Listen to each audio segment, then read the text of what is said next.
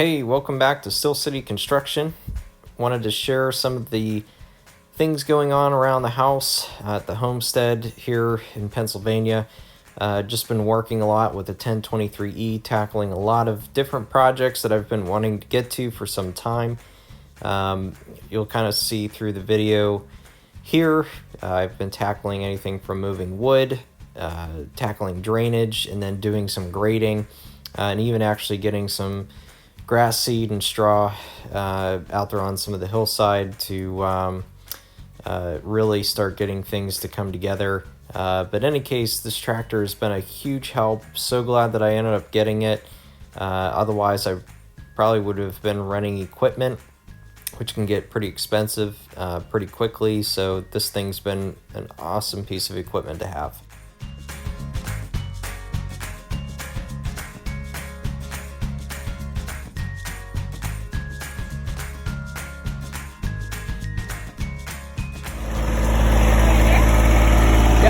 Come up a little bit further. Yep, that's good. Yep. It's a lot easier to use than the last time. Yeah, I know.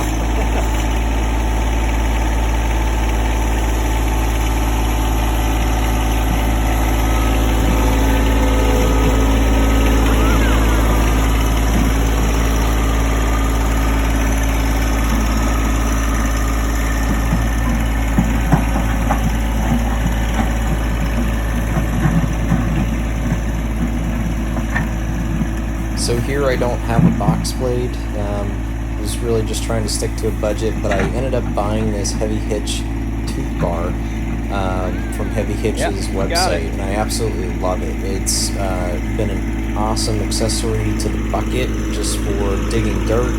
And then as you can see here, scratching the ground, this is really to try to break up some of the dirt so that I can get grass to grow. This worked really well.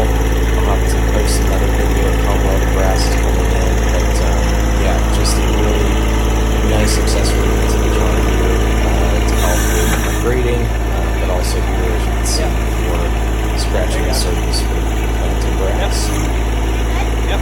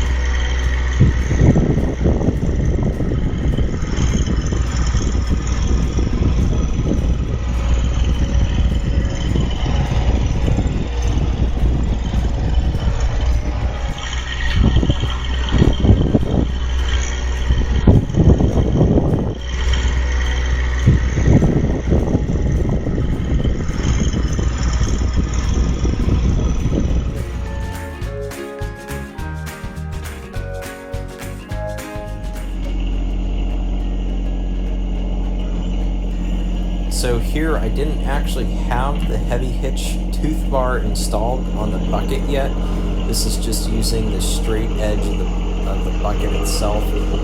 It worked actually pretty good for the most part, but after getting that Heavy Hitch tooth bar installed, it was able to dig into the ground very easily. Here the dirt's a little bit softer, so it's not as difficult, but I did run into some areas where that Heavy Hitch tooth bar really came in to play and just made the job easier overall.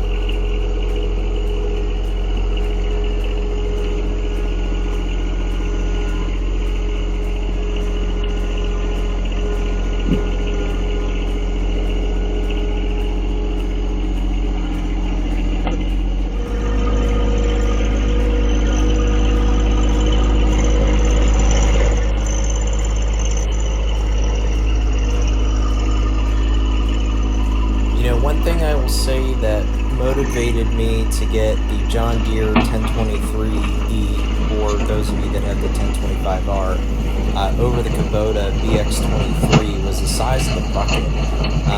Definitely noticeably bigger on the John Deere, and that was something that was important to me when I was evaluating and looking at equipment. Just because I knew I was going to be moving dirt, I knew I was going to be hauling gravel, and that I could get more volume out of the bucket of the John Deere than I could with the Kubota. I have nothing against Kubota. I think they're a great tractor. This just better suit me a little bit more for what I was looking for, but I really do love the size of this bucket. It's really just come in handy for so much gravel and so much rock and dirt that I've moved on the property.